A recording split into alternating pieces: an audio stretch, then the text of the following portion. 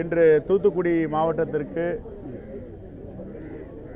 முதலாக தமிழ்நாடு காங்கிரஸ் கமிட்டியின் தலைவராக பொறுப்பேற்று நானும் எங்களுடைய சட்டமன்ற கட்சி தலைவர் திரு ராஜேஷ்குமார் அவர்களும் எங்களுடைய தமிழ்நாடு காங்கிரஸ் கமிட்டியின் பொருளாளர் திரு ரூபி மனோகர நாங்குநேரி எம்எல்ஏ அவர்களும் நம்முடைய மாவட்ட தலைவர்கள் தூத்துக்குடி திருநெல்வேலி அனைவரும் இங்கே ஒரு வரவேற்பு கொடுத்திருக்கிறார்கள். இன்று மோடி தமிழ்நாட்டிற்கு வருகிறார். வந்து என்ன சொல்ல போகிறார்? தூத்துக்குடி மாவட்டம் மிகப்பெரிய பாதிப்புக்கு உள்ளான மாவட்டம். 100 ஆண்டுகள் வரலாறு காணாத மழை பெய்திருக்கிறது. காற்றாற்று வெள்ளம், மக்கள் எல்லாம் வெள்ளத்தில் சிக்கிக்கொண்டு மிகப்பெரிய வாழ்வாதாரத்தை இழந்திருக்கிறார்கள். 27,000 கோடி ரூபாய் தர வேண்டும் என்று தமிழ்நாடு அரசு கோரியது.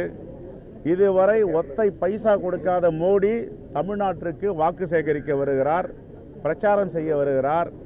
தமிழ்நாட்டு மக்கள் ஏமாளியாக இருப்பார்கள் என்று அவர் வடநாட்டு மக்களை ஏமாற்றுவது போல் தமிழ்நாட்டு மக்களை ஏமாற்றலாம் என்று வந்திருக்கிறார். ஒருபோதும் தமிழ்நாட்டு மக்கள் ஏமாற மாட்டார்கள். அவருக்கு மிகப்பெரிய தீர்ப்பை தேர்தலில் கொடுக்க இருக்கிறார்கள். இன்று இந்தியா கூட்டணி எல்லா கட்சிகளுடன் இணைந்து வெற்றிகரமாக ஒப்பந்தத்தில் கையெழுத்திட்டு தேர்தலை சந்திக்க இருக்கின்றன.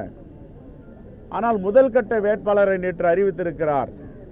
மேற்கு வங்கத்தில் பகவான் சிங் என்பவரை வேட்பாளராக அறிவிக்கிறார், பாஜக வேட்பாளராக. அவர் ஓடுகிறார், நான் தேர்தலில் நிற்க மாட்டேன் பாஜக சின்னத்தில் என்று. அந்த அளவிற்கு தோல்வி பயம் கண்டிருக்கிறார்கள்.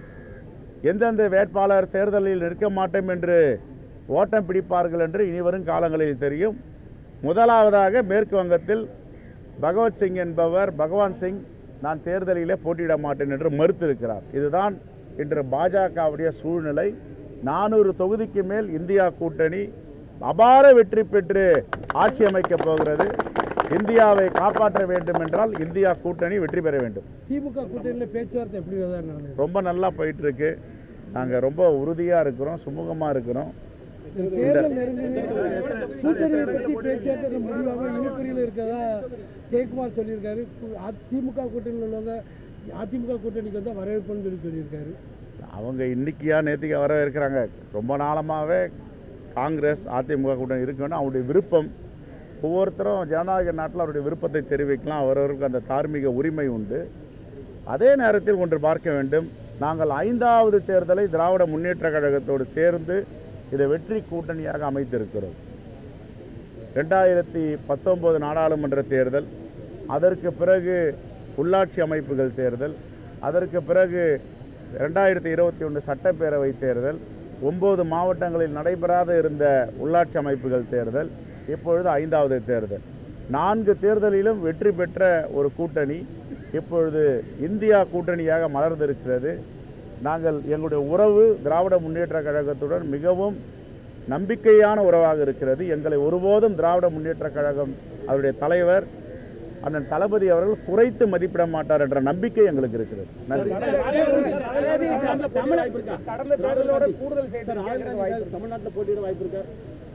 நேற்று காஞ்சிபுரம் செங்கல்பட்டு மாவட்டத்தில் அந்த மாவட்ட நிர்வாகிகளும் ஒருங்கிணைந்து அங்கே திருப்பெரும்புதூரில் தலைவர் ராஜீவ்காந்தி அவர்கள்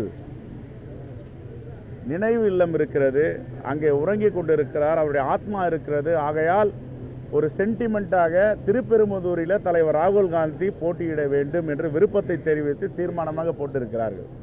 சார், தமிழகம் வந்து போதை பொருட்களின் கூடாரமாக மாறிட்டு எடப்பாடி பழனிசாமி முதல்ல ஒன்றை புரிஞ்சுக்கணும். பத்திரிகையாளர்கள் உங்களுக்கு எல்லாமே டெய்லி வந்து தொலைக்காட்சியை பார்க்குறீங்க.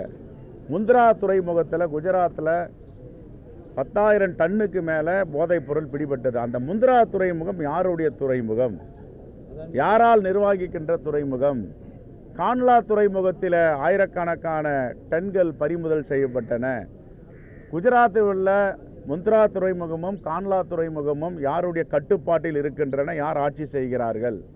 இந்தியாவிற்கு மட்டுமல்ல உலகத்திற்கே போதை பொருள் கடத்தல் மையமாக இருப்பது குஜராத். அங்கிருந்து ஆந்திராவில் உள்ள கிருஷ்ணாப்பட்டினம் துறைமுகத்திற்கு வந்து கிருஷ்ணாப்பட்டினத்திலிருந்து தமிழ்நாட்டிற்கு இறக்குமதி செய்கிறார்கள். இது யாருடைய தவறு, யார் இதை அனுமதிக்கிறார்கள், பாஜகவை சார்ந்தவர்கள் யார் யாரெல்லாம் இதை பின்புலமாக இருக்கிறார்கள், எந்தெந்த துறைமுகங்களில் இந்த வணிகம் நடைபெறுகிறது என்பதை மோடி தான் என்று வருகிறார். சென்னையில் அவர் சொல்லட்டும். சார் தொடர்ந்து வந்து போதைப் பொருட்களை வந்து இங்க இருக்கிறத நீங்க வரையறுக்கிறீங்களா சார்? யார் தவிர்த்து? இல்லை இது இது இது இது ஒன்றிய அரசு கட்டுப்படுத்தாமல் இந்த போதைப் பொருட்களை எல்லா மாநிலங்களுக்கும் சரளமாக விட்டுட்டு இருக்காங்க.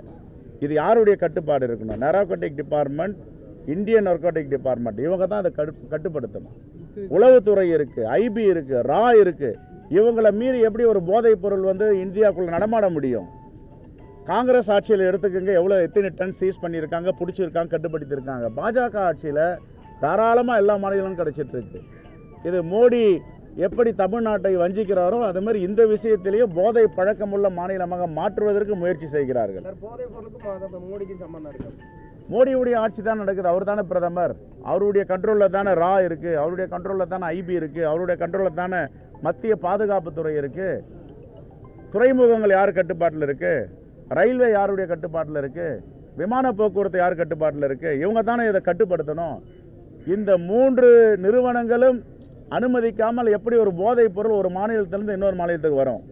ஆகையால் இதை பாஜக தான் பொறுப்பேற்க வேண்டும். நன்றி. அண்ணாமலை வந்து திமுக காங்கிரஸ் வந்து ஊழல் கட்சி அப்படின்னு சொல்லி தொடர்ந்து குற்றச்சாட்டு பண்றாரு. 50 ஆண்டுகள் காங்கிரஸ் செய்யாததை நாங்கள் 10 ஆண்டுல செஞ்சிருக்கோம். 10 ஆண்டுகள் என்ன செஞ்சார்? சொல்லுங்க. 2 கோடி பேருக்கு வேலை வாய்ப்பு தருவேன் மோடி சொன்னார். கொடுத்தாரா?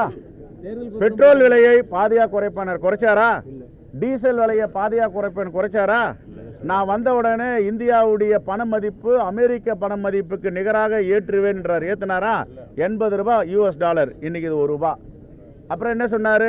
சிறு குறு மற்றும் நடுத்தர தொழில்கள் எல்லாம் மிகப்பெரிய அளவில் உயர்ந்ததா? எல்லாம் நாசனமாக போச்சு. அதுக்கப்புறம் ஒரு வாக்காளர்களுக்கும் சுவிஸ் வங்கியில் இருக்க கருப்பணத்தை மீட்டு வந்து 17 லட்சம் ஒரு வாக்காளர் கொடுப்பாரு. கொடுத்தாரா? இதெல்லாம் சொல்லட்டும். 9 ஆண்டுகளுக்கு முன்னாடி இந்த வாக்குறுதியை தமிழ்நாட்டில் இருந்து கொடுத்தோமே, எதையாவது ஒன்று நிறைவேற்றி இருக்கிறாரான்னு மோடி சொல்ல வேண்டும். அதை நாங்கள் வெள்ளை அறிக்கை கேட்குறோம். மோடி என்னென்ன வாக்குறுதி கொடுத்தாரோ நிறைவேற்றி இருக்கிறார வெள்ளை அறிக்கை கொடுக்கணும். நம்முடைய தமிழ்நாட்டு மக்கள் ஜிஎஸ்டி பணத்தை வசூல் செய்து தமிழ்நாடு அரசு கொடுக்கிறது. நமக்கு உரிய பங்களிப்பு, தமிழ்நாட்டினுடைய பங்களிப்பு என்ன கொடுத்திருக்கிறார்? தமிழ்நாட்டு மக்களுடைய வரிப்பணம் எடுத்து உத்தரப்பிரதேசத்துக்கு கொடுக்கிறார், பீகாருக்கு கொடுக்கிறார், ஹரியானா கொடுக்கிறார். இதெல்லாம் ஓர வஞ்சனை. ஊழல் சொல்றாரு. ஊழலை பற்றி பேசுவதற்கு பாஜகவுக்கு எந்த தகுதியும் கிடையாது. 2.5 கோடி ரூபாயில் ஒரு ரோடு போட வேண்டியதை 250 கோடிக்கு போட்ட சாதனை மோடி அரசை சாரும். அதை நான் சொல்லல, சிஏஜி அறிக்கை சொல்லுது.